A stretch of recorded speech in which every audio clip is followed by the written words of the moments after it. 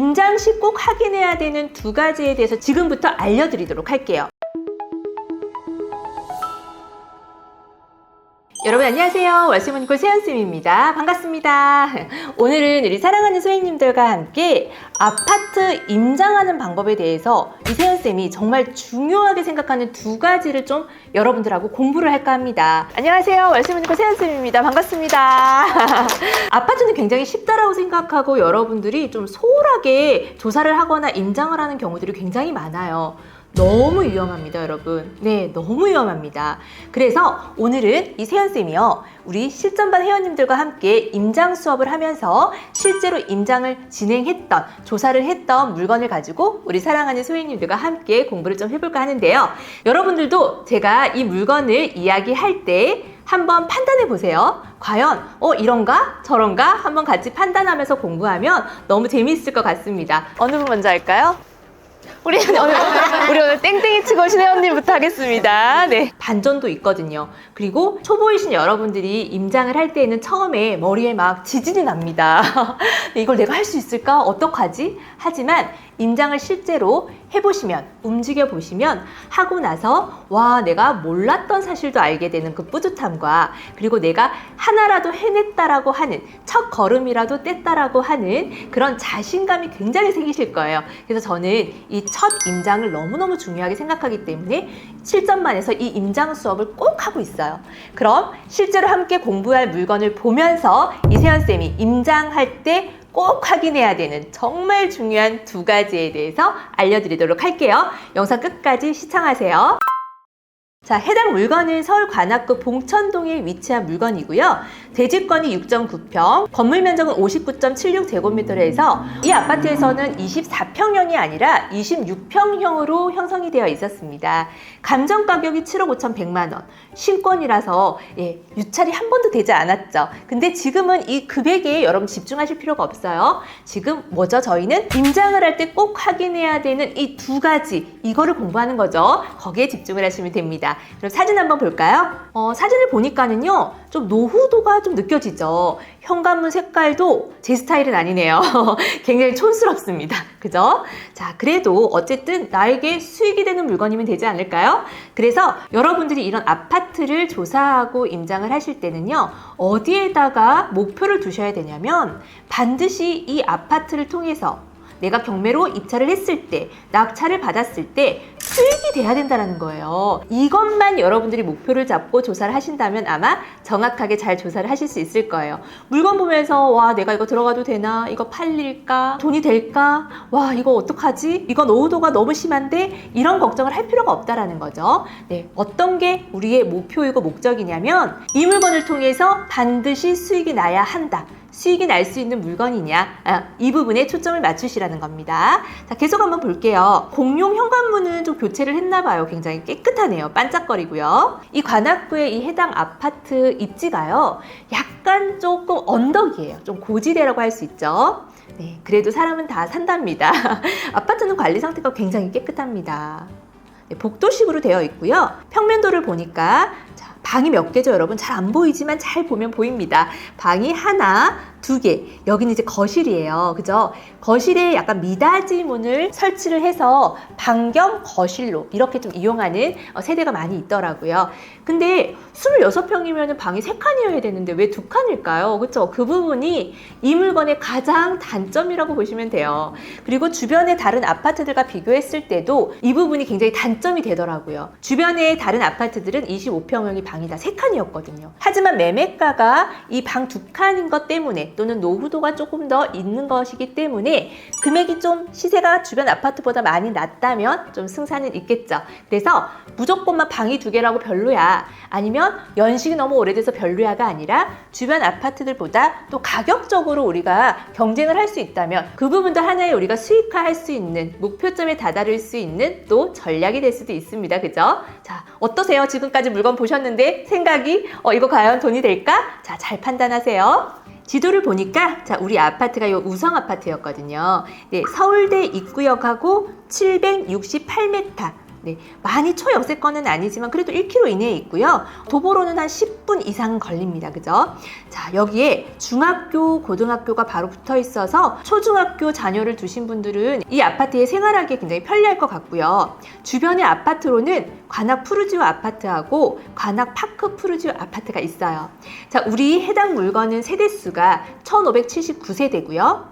그리고 관악 푸르지오 아파트는 2000세대가 넘기 때문에 해당 아파트보다 세대수가 훨씬 더 큽니다. 그리고 밑에 이 파크 푸르지오 아파트는 350세대 정도밖에 되지 않아서 단지가 좀 아담한 사이즈의 그런 단지라고 볼 수 있고요. 그러면 과연 사람들은 이 세 아파트 중에서 어디를 가장 선호할까요? 여러분은 어떠세요? 푸르지오는 좀 브랜드 아파트이고 대단지라서 좀 끌리시나요? 그리고 여기는 25평형이 방이 3칸이거든요. 네, 매매 시세는 8억 3, 4천 정도로 형성이 되어 있고요. 이 아파트는 연식이 20년 차가 되었고 우리 우성 아파트는 연식이 10년 차 정도밖에 되지 않았습니다. 여기에서도 우리 사랑하는 소행님들이 임장을 하실 때요. 어느 아파트를 매수자들이 더 선호하는지 혹시라도 우리 이 해당 아파트가 방이 2칸이고 연식이 가장 오래되어서 비선호하지는 않는지 이런 부분도 반드시 확인을 하셔야 되겠죠. 그죠? 지금 우리가 공부하고 있는 물건은요. 107동이었어요. 여기는 106동과 107동이 로얄동이었거든요. 너무 좋죠. 그리고 층수도 우리 물건이 15층이기 때문에 로얄동, 로얄층 어때요? 알알이죠. 알알. 그죠? 자, 그런데 여기서 또 함정이 있습니다. 부동산에서 여러분들이 임장을 하면서 조사를 할 때 로얄동은 106동, 107동입니다 라고 브리핑을 들으실 거예요. 그렇지만 실제로 현장에 가보시면 이 107동에 이 오른쪽 라인은요. 파크 푸르지오 가리고 있어요. 그래서 로얄동에 해당이 되지 않고요. 왼쪽으로 있는 이 라인이 로얄동인 거죠. 그럼 우리 물건은 여기에서 어디에 해당하느냐? 정말 안타깝게도 중간에 해당합니다. 그래서 반은 보이고 반은 막혔고 약간 이런 뷰예요. 그렇기 때문에 100% 로얄층, 로얄동이라고 보기에는 조금 어려울 수 있다. 여러분들이 이런 부분도 반드시 부동산 사장님 말만 듣지 말고요. 현장에 가셔서 반드시 눈으로 확인하셔야 된다는 거예요. 아시겠죠? 그럼 오랜만에 이세연 쌤과 함께 권리 분석도 한번 살펴보도록 할까요? 저희가 조사하고 임장하시기 전에는요. 반드시 이 권리 분석을 먼저 확인하고 여러분들이 조사가 들어가죠. 자, 현재 해당 물건이 27층 중에 15층입니다. 층수는 굉장히 좋고요. 사용 승인은 2000년식입니다. 임차인 현황을 보니까 임차인이 없습니다. 그러면 권리 분석할 게 있을까요? 없죠. 대항력이라고 하는 게 없기 때문입니다. 우리가 임차인의 보증금을 인수할 필요가 전혀 없는 물건이기 때문에 굉장히 깔끔한 물건이죠. 하지만 어때요 여러분? 하지만 이세연쌤 영상을 오랫동안 보신 분들은 아실 거예요. 대항력 유무를 떠나서 조심해야 되는 게 있다라고. 그죠? 네, 등기부 등본에서 말소 기준 등기를 포함한 그 이후의 모든 권리는 경매는 소멸이 되죠. 그런데 여기에 가처분이라고 되어 있는 건 굉장히 위험하다고 했어요. 처분하지 못하도록 이 소유권 이전 금지 가처분이라고 해서 이 소유권을 이전하지 못하도록 묶어두는 거예요. 이 경매 사건은 종결이 되지만 이 가처분이 나중에 본소송으로 들어가면 저희의 권리를 모두 빼앗긴다라는 거죠. 너무 위험하죠? 그래서 반드시 말소 기준 등기 이후에 가처분이 있는지를 잘 봅니다. 여러분 어때요? 있나요? 없습니다. 그런데 여기서 또 하나의 여러분들 조심해야 되는 부분이 있죠. 제가 경매지에서 권리 분석 절대 하지 말라고 했습니다. 왜? 경매지도 오류가 있을 수 있어요. 그럼 우리는 어디에서 권리 분석을 정확하게 해야 할까요? 자, 한번 맞춰보시겠어요? 하나, 둘, 셋. 매각물건 명세서입니다. 그죠? 매각물건 명세서는요, 담임 법관의 이름과 도장이 찍혀있기 때문에 법적인 효력이 굉장히 있는 서류라고 말씀을 드렸어요. 자, 조사된 임차 내역이 없다라고 잘 명시가 되어 있고 밑에 위험한 권리들이 있으면 여기에 기재가 되어 있을 텐데 빈칸으로 되어 있기 때문에 위험한 요소들도 전혀 없는 아주 깔끔한 물건이네요. 그럼 네이버 부동산으로 가서 한번 우리 손품을 팔아볼까요? 자, 네이버 부동산 저희 물건은 26평형, 위에 평수가 32평, 43평인데요. 자, 26평을 봤습니다. 거래가 좀 된다 싶었는데 밑에 보니까 7월달 이후에는 거래가 한 건도 없어요. 1597세대 중에서 매매 물건은 58건, 전세는 8개, 월세 5개 이렇게 있거든요. 근데 26평은 방이 2칸이라서 그런가? 왜 거래가 되지 않지? 근데 7월 달에 마지막 거래된 걸 보니까 6억 7천, 뭐 7억 5천까지도 있기는 하지만 이건 아마 수리가 좀 잘 되어 있지 않았을까요? 6억 8천5백, 6억 9천 7백, 6억 후반대로 이렇게 거래가 됐고요. 현재 나와 있는 매물을 보니까 가장 저렴하게 나온 게 6억 8천5백, 6억 9천 8백. 네, 한 건이고 그 뒤로는 7억으로 바로 올라갑니다. 자, 6억 8,500짜리는 지금 13군데 부동산에서 올려놨어요. 아마도 세입자를 끼고, 그러니까 전세나 월세를 끼고 매매를 해야 되는 물건이 아닐까 싶네요. 한번 확인해 볼까요? 그러네요. 3억 5천 전세를 안고 매매를 해야 되는 물건입니다. 그럼 3억 5천을 끼고 매매를 한다면 거의 내 투자금이 3억 5천 정도가 들어가겠네요. 그죠? 그래서 여러분들이 임장조사를 하실 때요. 전세나 월세를 끼고 매매를 하는 물건과 실거주할 수 있는 물건의 시세를 반드시 따로 확인을 하셔야 되는 거죠.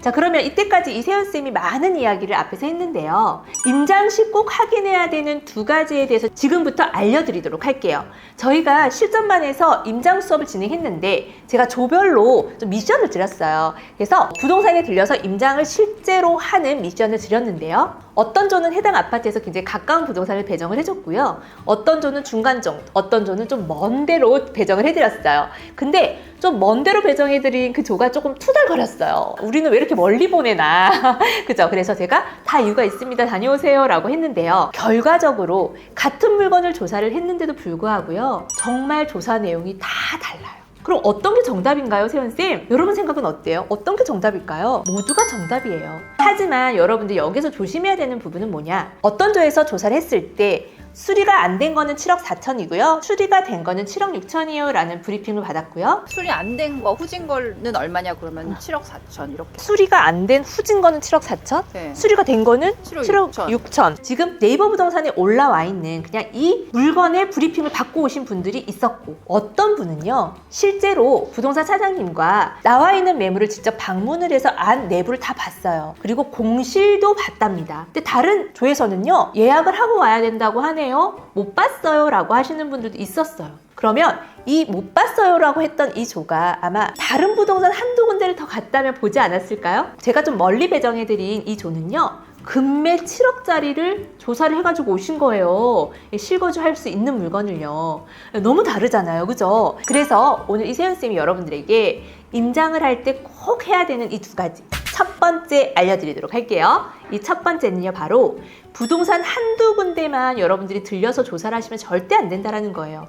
이 한두 군데 부동산에 갔는데 이 부동산 사장님들 열심히 일하지 않는 거죠. 자, 네이버 부동산에 올라와 있는 그냥 이런 물건들 브리핑 해주고 뭐 접수 받아주고 이제 이런 분들이었던 거죠. 그런데 여러 부동산을 만약에 여러분들이 함께 조사를 했다면은요. 공통된 부분도 있을 거고 또 금매를 정말 이 한 부동산에서만 가지고 있는 경우도 있을 거고요. 또 어떤 분은 정말 솔직하게 현실적인 이야기들 지금 매수세가 없다. 하지만 지금 얼마 정도면은 충분히 거래는 된다. 그래서 내가 이 물건을 소유자분하고 이야기를 해서 실제로 매수자에게 거래를 할 수 있는 금액으로 좀 절충을 해주겠다. 이런 이야기를 들을 수 있는 거거든요. 그래서 한두 군데 부동산만 조사하지 말고 여러 군데 부동산을 여러분들이 조사를 해야지만이 반드시 정확하게 객관적으로 내 물건의 시세를 확인할 수 있다는 거예요. 우리가 시세조사와 임장을 하는 목표가 뭐예요? 내가 조사하고자 하는 물건의 시세가 얼마인지를 확인하고자 하는 거잖아요. 그죠? 이 기준을 여러분들이 절대로 잊어서는 안 됩니다. 아시겠죠? 두 번째는요. 매물을 보지 않고 오시는 분들이 너무 많아요. 네. 그냥 부동산 한두 군데만 들렸다가 오시는 분들 너무 많고요. 임장을 가셔서는 내 물건과 비슷한 조건에 나와 있는 매물들을 여러분들이 많이 보셔야 돼요. 실제로 수리가 되어 있다라고 브리핑을 듣고 그 매물에 가서 방문을 해서 안을 봤는데 그냥 기본이었던 거죠. 그런 경우도 있고요. 그냥 기본입니다 했지만 굉장히 좀 깨끗하게 해놔서 과연 내 물건이 이 물건하고 경쟁을 했을 때 이 컨디션을 따라갈 수 없다면 그 시세를 받을 수 없겠죠. 자, 여러분들 내부를 봐야지만이 내가 그래도 이 정도 컨디션 정도를 같이 유지를 했을 때 낙찰을 받고 이 정도로 만들어 놨을 때 그 정도의 시세로 경쟁을 같이 할 수 있다는 거예요. 그래서 많은 매물들을 직접 눈으로 확인하셔라. 이 부분을 여러분들한테 정말 강조하고 싶습니다. 그래서 임장 시 꼭 확인해야 되는 두 가지 중에서 첫 번째, 여러분 제가 뭐라고요? 한두 군데 부동산만 방문하지 마시고요. 여러 군데 부동산을, 여러분들이 좀 멀더라도 여러 군데 부동산을 조사를 해야지만이 반드시 정확한 사실을 확인할 수 있다는 거. 이 부분 너무너무 중요하고요. 두 번째, 자, 임장할 때 그냥 부동산 한두 군데 들려서 이야기만 듣고 오지 마시고 실제로 나와 있는 내가 조사하고자 하는 물건과 비슷한 매물들을 눈으로 직접 들어가서 확인하고 오시는 거. 이 두 가지가 너무 중요합니다. 이 두 가지만 여러분들이 정말 충실하고 성실하게 하신다면 내 물건의 시세를 정확하게 잡으실 수가 있어요. 그래서 제가 이 물건을 조사를 했을 때는요, 실제로 제가 좀 빠르게 수익화할 수 있는 내 물건의 매매가는 6억 5천 정도라고 생각을 했어요. 왜냐? 지금 현재 사람들이 아까 7월 달에 6억 7천, 뭐 8천 이렇게 됐지만 지금 7억으로 나와 있는 물건들도 충분히 이 가격까지는 절충이 될 것 같아요. 예, 좀 내고를 할 수 있는데 이 금액도 고민을 하는 거예요. 예, 그래서 6억 5천 정도면 절대로 이 6억 5천으로 여기에 26평을 살 수 없거든요. 그런 가격이거든요. 그렇기 때문에 저는 한 6억 5천 정도로 판단을 했고요. 네, 그리고 실고 살 게 아니니까, 그죠? 그래서 제가 만약에 이 물건을 입찰가를 쓴다면 여러 가지 비용들이 좀 들어가겠죠. 다 빼야 되잖아요. 이 비용들은 이전 비용, 취득세와 만약에 우리가 70% 대출을 받았을 때 법무사 수수료, 그리고 뭐 매도까지 한 5개월 정도의 이자, 또 중도상환 수수료가 있을 수 있으니까 중도상환 수수료, 또 뭐가 있죠? 중개 수수료 있죠. 그리고 조금 명도비가 들어갈 수도 있고 약간의 수리비가 들어갈 수도 있고 해서 그 비용을 저는 한 3천만 원 정도로 잡았어요. 그러면 제가 만약 입찰가를 5억 8천만 원으로 정해서 입찰에 들어간다면요, 순수익은요 한 3천만 원 정도 남더라고요. 여러분 어때요? 5억 8천으로 입찰가를 쓰고 6억 5천으로 매도를 해서 순수익 3천만 원 남는다면 괜찮으신가요? 하지만 중요한 거는 입찰가가 중요한 게 아니고요, 6억 5천으로 반드시 팔려야 한다는 겁니다. 아시겠죠?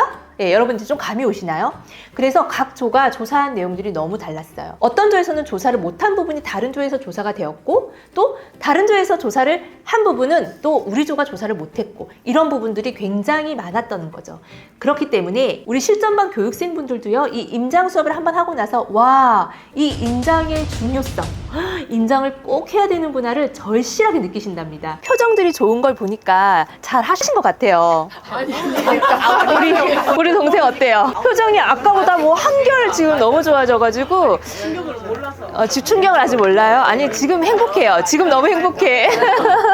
그렇기 때문에 그 뒤로 입찰 물건을 조사할 때 임장을 꼼꼼하게 안 할 수가 없겠죠. 거기에 충실하면 반드시 좋은 결과가 있습니다. 자, 우리 사랑하는 소행님들 어떻게 오늘 임장할 때 어쩌면 너무 당연한 이야기일 수도 있는데요. 여러분들이 정말 좀 놓치는 부분인 것 같아요. 알고는 있는데 실행하지 않는 부분이기도 하거든요. 그래서 오늘 이 영상을 보시고 임장할 때 꼭 확인해야 되는 이 두 가지, 나는 과연 충실하게 했나? 한번 되돌아보는 시간이었으면 좋겠고요. 앞으로 임장하실 때 이 두 가지 충실히 하셔서 우리 사랑하는 소행님들 한 분 한 분 정말 좋은 결과 내셨으면 좋겠습니다. 그러기 위해서는 이 세연쌤이 항상 우리 사랑하는 소행님들 옆에서 앞서가지 않고 뒤처지지 않고 항상 함께 나란히 걸어갈 수 있도록 좀 더 노력하도록 하겠습니다. 자, 그래서 우리 임장 수업을 하고 나서 우리 회원님들이 정말 저희 카페에 너무 좋은 후기들을 남겨주셨어요. 그래서 오늘 그거 좀 보여드리고 싶거든요. 제가 사실 후기를 쓴다고 해서 어떠한 대가도 드리지가 않는데 이렇게 정성스럽게 정말 이렇게 써주셨어요. 와, 지방에서 가다 보니 새벽 기차를 타고 임장 수업에 참여하셨대요. 막 지방에서 올라오시기도 하고 막 그랬거든요. 근데 임장하는 날 굉장히 추웠습니다. 저희가 그래서 오돌오돌 떨면서 정말 재채기하고 콧물 흘리면서 정말 함께 열심히 했던 그런 기억이 또 나네요.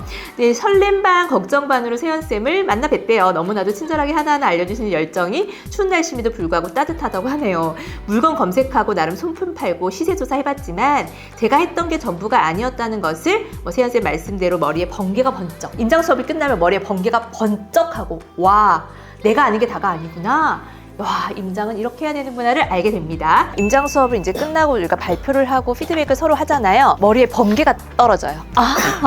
하나라도 놓치지 않고 시세조사에 임해야겠다고 생각이 들었다고 하네요. 자, 매매가와 입찰가 정할 때도 어떻게 해야 되는지 사실 그런 부분들을 좀 판단하지 못하고 제가 입찰가 얼마 쓰시겠어요 했을 때 모든 분들이 뭐 6억 5천까지도 쓰겠다라고 하시는 분이 있었거든요. 그래서 제가 비용 처리와 요목조목을 알려드렸더니 와, 그렇게 쓰면 정말 큰일 날 뻔했습니다. 낙찰은 되겠지만 절대 수익은 될 수 없겠죠. 이렇게 저희가 계산기를 다 두드리고 정말 안전한 수익이 날 수 있게끔 입찰가를 정하셔야 된다는 거죠. 자, 그래서 이렇게 제가 목표한 대로 나팔나팔하면서 건물주가 꼭 되겠다는 마음으로 임장 수업을 마무리했다고 합니다. 네, 저도 우리 사랑하는 소행님들, 우리 회원님들 정말 건물주가 되는 그날까지 함께 열심히 하고요. 항상 여러분들이 필요로 하는 자리에 항상 그 자리에 변함없이 초심을 잃지 않고 여러분들을 끝까지 도와드리도록 하겠습니다.